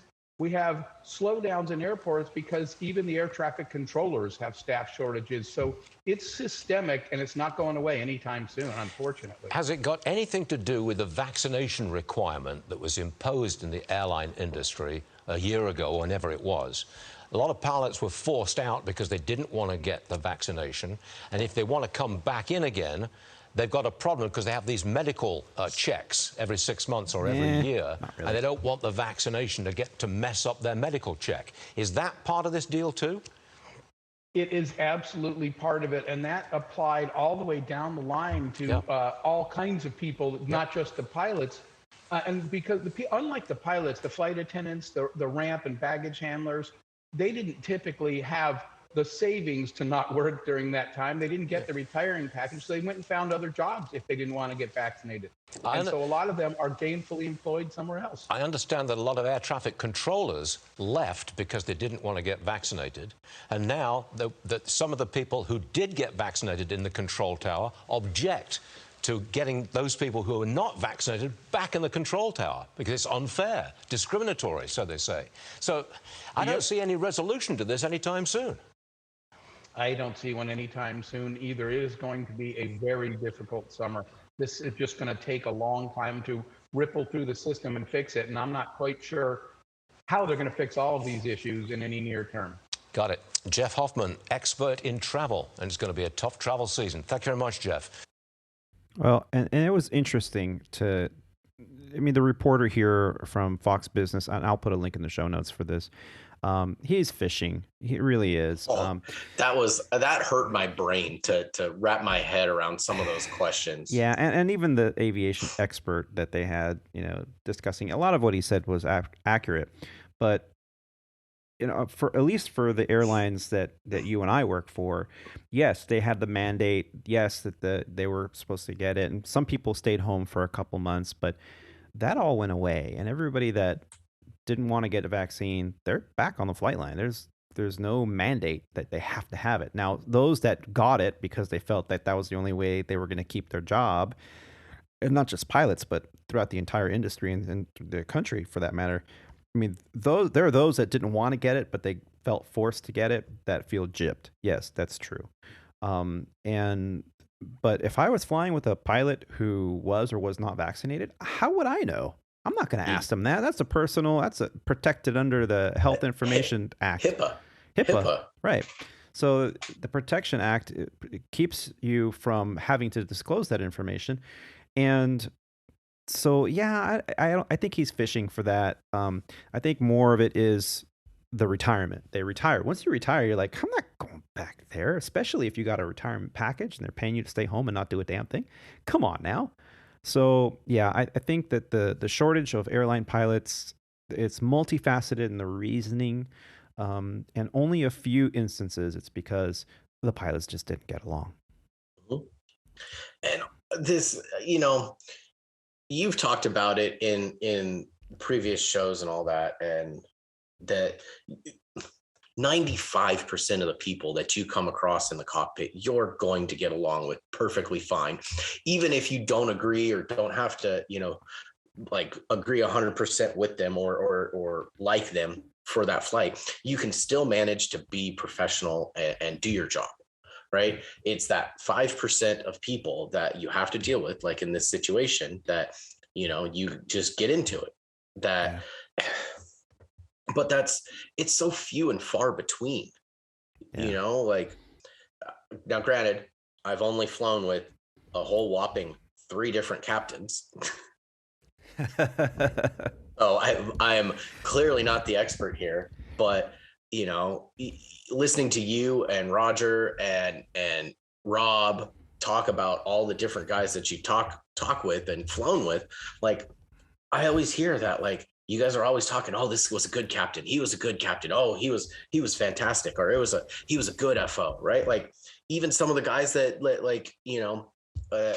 we talk about, like Rob in the group, like he knows the chief pilot in Dallas. Like he flew with her when she was a regular captain, like everybody always says, oh, they're good. Oh, that's a perfect one. Or like, rarely do you hear, oh, well, that him guy. and I had a disagreement. You should call in sick. Don't even.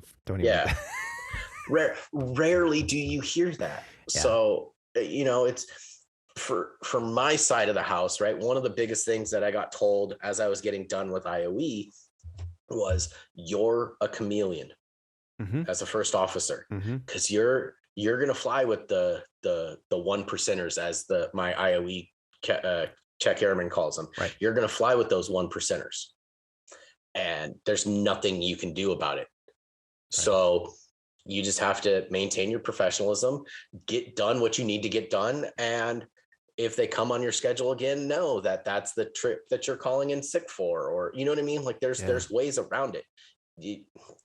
At the end of the day, you have to be a professional, because that's what you are, is a professional pilot. Yeah.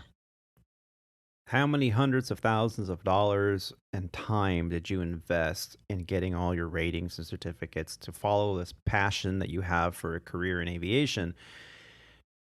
Act professional. On the radio, act professional. Out in the public eye, act professional. And it even says it in our handbook, in our company operations, our SOPs. Even when not in uniform and off duty, you represent the company and the profession. Act accordingly. And you cannot let that 1%, as you mentioned, affect you to the point that'll push you into an unprofessional, unsafe, or a bad decision. And you even said it, like, it goes down to, it's in our company handbook, right? You are told to look and act the part while you're, in the terminal. Like, I'll admit it, like, that when we get up and we're in the cockpit and everything like that, right? Like, I undo my top button, my tie comes down a little bit, right? Because it's choking, and it's, you're trying to do your job. But the moment that door opens back up, what do you think happens? That button goes back in, or at least the tie goes up to make it look like the button's all sealed up. You know what I mean? Like, iron the shirt, polish the shoes. It doesn't take much to just look the part. No, as long as you can at least look halfway like you're a pilot, well, like you're halfway a pilot. Yeah. Yeah. And that's where it starts. Is it starts with the look to carry into that attitude into the cockpit. Mm-hmm. Yeah, perception really is a lot. I used to say perception is everything in this industry, and that's not really an accurate statement because you do have to back it up with skill and decision making. But perception has a lot to do with it. I mean, you could have the safest flight, you could have avoided death, you could have really done above and beyond to get everybody there safely, but then the landing was a little stiff, and people are like, oh, well, I guess they can't all be good. It's like, what the, what the? Go Navy. That's what I usually, when I have a bad landing, which it happens, I usually go, I'm going to open the cockpit door, and Captain's like, okay. And I'll stand up after the checklists are complete, and I'll stand there and say, goodbye, everyone, goodbye. And they're like, and somebody will always go, are you a Navy pilot? I'm like, yes, sir. Even though I wasn't. Oh, good aircraft carrier landing, son. Like, yeah, that's right. Yeah. Poof, third wire. and that's the thing. At the end of the day, like that's what every pilot is going to be remembered for on that flight, right? Is it's not going to be the fact that you got them there early. It's not going to be the fact that you managed to avoid all this weather or take some reroutes that all this stuff. No, they're going to judge you on that last little 30 seconds of the flight. Yeah. When you're coming in and it's either you grease it on and it's the best landing that you've ever had, or you pancake it into the runway and you get the Go Navy from row 22. You know what I mean? Like that's what you're judged on, right? Or I got one even even further. So you have the perfect flight, not a bounce. It's like you're on glass. You're just like, oh, this is wonderful. That you grease the landing. You're like, man, and you're early. You're 20 minutes ahead of schedule. Everything's going so perfectly well. And you sit there and now you're waiting for a gate agent to move the jet bridge. And you're sitting there, the engines are off. You're parked at the gate and there's no gate agent. And 10 minutes goes by, 15 minutes goes by. The captain's made 3 PAs apologizing profusely. Now 30 minutes goes by. Now you're on time. Okay, you were 30 minutes early, but now you're on time. Everybody comes off the airplane. God, I'm never flying this airline again. But like, my favorite. Now I'm not going to make my connection. It's like, well, we're not even supposed to be here for another 5 minutes. What are you talking about? It hasn't happened to me yet, right? But I'm waiting for it to happen from the FO side, right? Like you make the perfect approach. It's stable. Everything's good. All that. Stable. You grease it on. Everything's going good. You're doing a nice, easy break. Captain comes on. My aircraft. Yep. And you're like, what really? Like, what did you do? Yeah, like I set it up for you. All you had to do was come on the brakes and just and take the nice high speed. No, right. You wanted to make the 90-degree turn, so here you go, jamming on the brakes. Yeah. Right. Yeah. So hey, what are you gonna do? Yeah. Well, our last article of the show, because we are running a little long today, is would you know what to do, or have the courage to do it if you were being blackmailed to extend your flight duty period? Well, according to a former Mesa Airlines pilot, he alleges that's exactly what happened to him. In an article from BusinessInsider.com, I'll put a link in the show notes, a former pilot with the American Airlines codeshare partner said that he felt blackmailed when asked to extend his flight time. This article was published on the 31st of July of this year by Sam Tabriti. Hope I'm saying that right. Well, he goes on to say that a pilot felt blackmailed into extended his flight time and had to sleep in the crew lounge if he refused. The pilot, who worked for Mesa Airlines until last year before joining another carrier, spoke on condition of anonymity. To be anonymous. Anonymity. His employment don't hurt yourself, kid. I got tired. His employment at Mesa has been verified by Insider. The pilot said that Mesa would not put the disagreeing pilot in a hotel for the night. Of course, we'd push back if we were senior enough and would just call in fatigue the next day. This only caused more problems down the line, he said. We were basically blackmailed or coerced into extending our day or sleep in the crew room, which wasn't allowed, or buy our own hotel room, the pilot said. He believed that the FAA did not intervene until there is an incident or worse, and a pilot is the first point of blame. Mesa Airlines and the FAA did not respond to the request for comment. Mesa is a commuter carrier that primarily operates with a maximum capacity of 75 passengers on codeshare flights for the likes of American Airlines and United, as well of its own flights. According to the FAA's Code of Federal Regulations, pilots have a duty time limit based on report time and legs flown for that day. A maximum 2 flight deck crew has a limit of 14 hours in one if flying 1 or 2 legs, for example. And they're talking a little bit about FAR 117, which is the mandatory rest requirements for pilots. The pilot said that chief pilots are pushed by their bosses to make the flights go regardless. They're supposed to be our buffer from encountering undue pressure, but they succumb.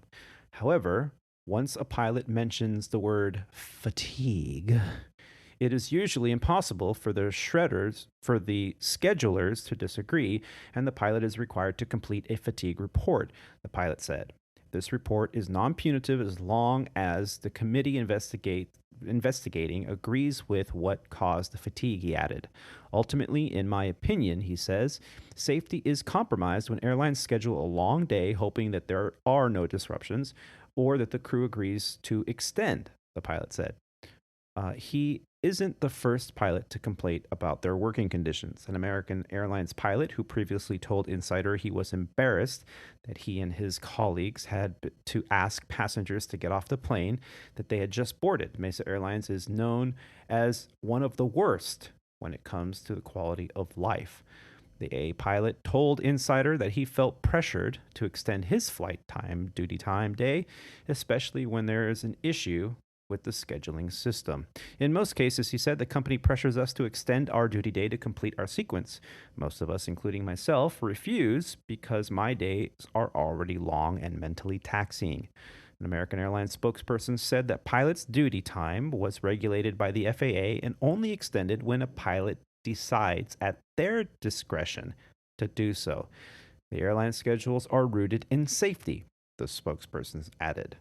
The AA pilot told the Insider that pay for pilots at commuter airlines was pretty good now because they had to raise it and give bonuses to pilots that were leaving in waves. But the quality of life was worse than at the major airlines such as American. So if you're at a regional, you might encounter this. Guess what? We encounter it at majors as well. Pilot pushing has been around since the dawn of airlines. Don't believe me? Read any of the books that ALPA has put out about the history of ALPA. When you become an ALPA member, they automatically, I think, hand you Volume 1 and Volume 2 of the history of ALPA. And they talk about pilot pushing. Now, we don't have pilot pushing anymore. That's kind of an antiquated phrase. But yes, how many times has the phone rung and it's crew scheduling and they don't say, oh, hello, First Officer Charabella, or hello, Captain, whatever. Instead they go, are you willing to extend? Like, whoa, hold on a second. Are you willing to extend? And you're like, well, let's see. I got a plane full of people. We're about ready to close the door. If I say no, now 200 people have to leave the airplane. They're going to get canceled. They're going to get rerouted. They're going to be stuck here maybe possibly days before the company can get them back. Plus, I just want to stay with my schedule. I want to keep going. But it's been a long day, at least 14 hours, and now you're wanting me to extend you can extend up to 2 hours for most cases. And now you want me to keep going. There is a tremendous amount of pressure on the pilot to say yes. And for anyone to say otherwise is ridiculous. There's a tremendous amount of pressure for the pilot to say yes. Now, there are those pilots that are like, F that, nope, not doing it. I'll never extend, not for you, not for anyone. Give me a hotel. And they're off the airplane before even the passengers are off the airplane. They're gone. And great for them. But most pilots look at the big picture and feel the tremendous amount of pressure. And what I've always suggested is you really have to look inward at yourself. I know you may not be tired right now, but at the conclusion of the flight at night, when you're coming into land, and there might be some weather, there might not, are you going to be able to perform a go-around at minimums safely and not be too tired to do it right? And if the answer to that is maybe, then no, you shouldn't extend, in my opinion. Unless you know you can complete the flight and take any delay that comes at you or any emergency that might happen at the end of this long day, then no, you should not be able to extend. You should do what you're supposed to do and then call it for what it is. No, I'll be tired. I was also told long ago, always accept the extension. Wait 10 minutes and then call back fatigued. Why? Because that's actually a good question. I was going to ask why to that. So if you refuse the extension, some companies will put that in there as, okay, extension refusal, and it'll be in your record, even though it's non-punitive. And what happens is you might lose some pilot pay. Because they go, well, you were legal to fly it, you refused to extend, and so now you're off that, and all that time you have just spent prepping the airplane, doing pre-flights, all that's gone. You're not getting paid for any of it.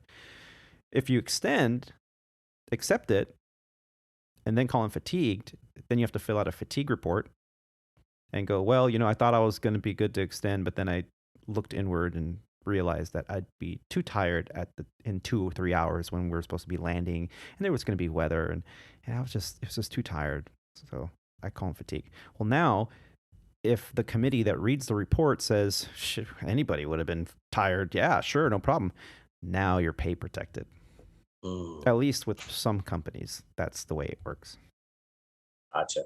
Well, that's actually good advice to, take the extension. And so that leads to like kind of what I had happen on my IOE sequence, that like we were delayed 2 hours and we took an extension in Chicago, right, for the rest of our trip. Now, granted, it wasn't going to be like terrible when we got into Jacksonville and all that stuff. So you took Chicago to Jacksonville and then you were done? No. This was Chicago, St. Louis, Austin to Jacksonville. And they asked you to extend in Chicago? Yeah. But I thought you could only extend for that one leg, not for more than one leg. I don't know about that, man. Things are different at the regionals, okay, Tony? Yes, they are.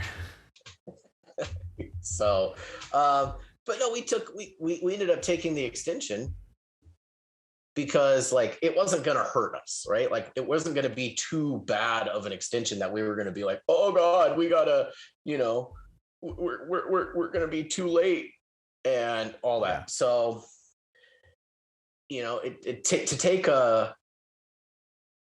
to take an extension in Chicago for the rest of our trip, which we were like, I think we were scheduled to get in Jacksonville originally at like, say 6:30, right?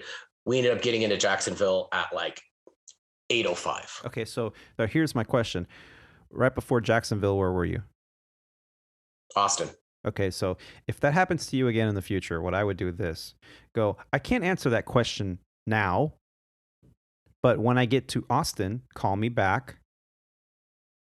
And then before I leave Austin to go to Jacksonville, that's when I'll accept an extension or not. Because how can you accept an extension for a flight that you're going to do 3 flights from now? It's not, I don't even see how that's legal.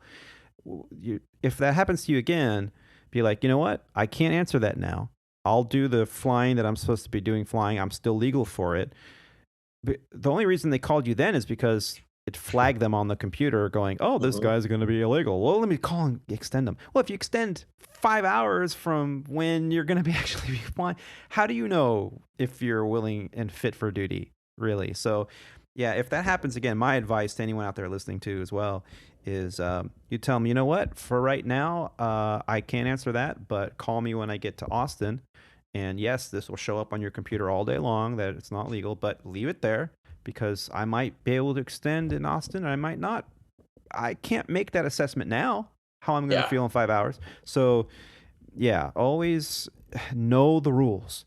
Know your if you're at an airline or you're going to an airline soon, know FAR 117 like the back of your hand. I can tell you, I've flown with captains that have been captains for 30 plus years at the mainline, and they don't know FAR 117 like the back of their hand. And it's a shame because the company does. They always do. And they will bend those lines to their benefit every single time. You need to be able to bend them in your favor.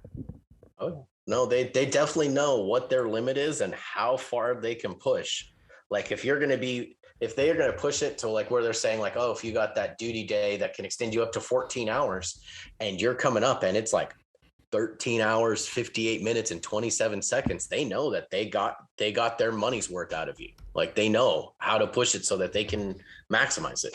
Yep, absolutely. So know your rules and know your rights for sure. Oh yeah.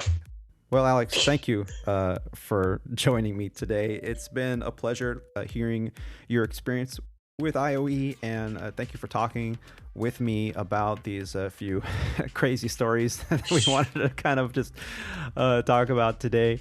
Flight 115 is in the books, man. Thank you.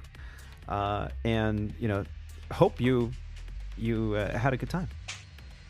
Oh, it's always a blast being on here. I enjoy it. Again, that's why I said I want to be that, the shoulders for the next person to stand on. So putting my final chapter of training into the books is wonderful, right? It's good to get that done and out. So basically for all those new pilots, start if this is your first episode that you're listening to, start back at, I think it's episode 102 is when I start the whole process of what it was like to go through interview all the way up. And thank you again. I know I've said this probably about 1,000 times to you, but thank you for creating the show and creating this platform. Like you have no idea like how much it means to me for what you've done for me, let alone what you're doing to these future generation of aviators, which is why I'm here, is partly because of this show and partly because of what you're doing. So, well, thank you so much for saying that. I do appreciate it. And I really hope that the listeners out there enjoy it as well. I put my heart and soul into this. Lord knows I don't make any kind of financial compensation for this. It's just time. Like right now, I'm on my layover. It was a late night coming in here. It was past midnight when I got to my hotel, and I was like, I could kind of record it in the morning. Alex like, 5:30 in the morning, I'll be awake. I'm like, what? Really? Are you sure? I'll do it. He's like, yeah, I'll do it. We'll do it before church. And I'm like, oh, okay. So here we are. I got another show lined up for tomorrow morning to record. So I'm looking forward to that. But thank you everyone out there for all the support. We absolutely love listening to your feedback as well. So please do us the favor and send us your feedback via email. You can aviatortony@gmail.com. Right from the website, there's a link, I'm sure, there, www.aviatortony.com. That's Alpha Victor, the number 8, Romeo Tango, Oscar November Yankee.com. Again, thank you to Alex for joining me today. Always a pleasure having you here with us and sharing your journey with us. Make sure to subscribe and follow the Squawk Ident podcast on whatever platform you're listening on. If you're just joining us for the first time or whether you've been listening for a while, we appreciate that you're here. And like Alex said, go back and listen to some of the older shows. I would at least go back and listen to some of the great interviews we've conducted over the years. I mean, some of these interviews have just been mind-blowing. It's been an absolute honor to be able to sit down with some of these fantastic aviators from the past and listening to their journeys. And maybe someday your journey will be highlighted on a podcast much like this one. We love the listener feedback. Again, send that out to us. You can send us audio feedback. Just record something on your phone and just email it to me. Love to hear it and love to put it on the show. You can also help producing this show by sending a couple bucks our way. Good for the whatever you want to call it, the coffee fund, the beer fund, whatever. But it's not free to produce all these podcasts. It does take a little bit of money. So we do appreciate any kind of donations or contributions as well. Facebook, YouTube, Instagram users can also find us on Squawk Ident Podcast or Aviator Tony. And one final thank you to all of you for taking the time to listen to these grateful aviators. Keep the dirty side down out there. Be safe and take care of each other. Can you fly this Bye, y'all. and land it? No. See ya. Not a chance. No. Not a chance. No. No. No. No. No. Not a chance.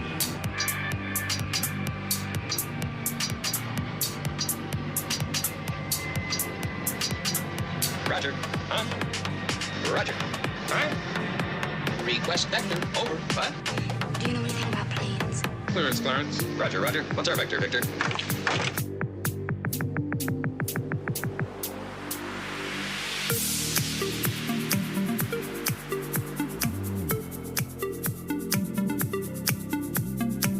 The elite. Best of the best. We'll make you better. We'll make you better. Do you know anything about planes? Oh, jeez. Oh, you kill me. You really do.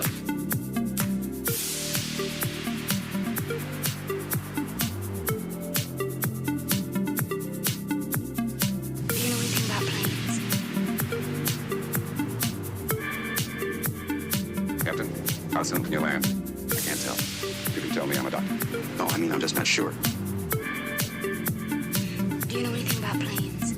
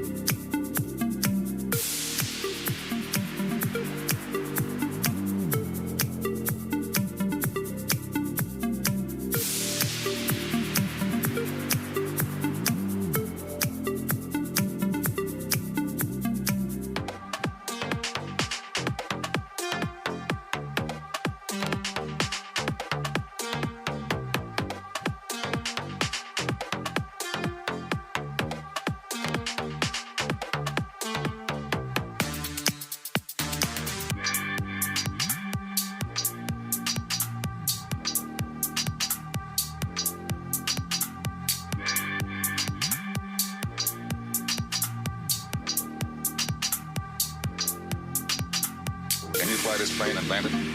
It's an entirely different kind of flying.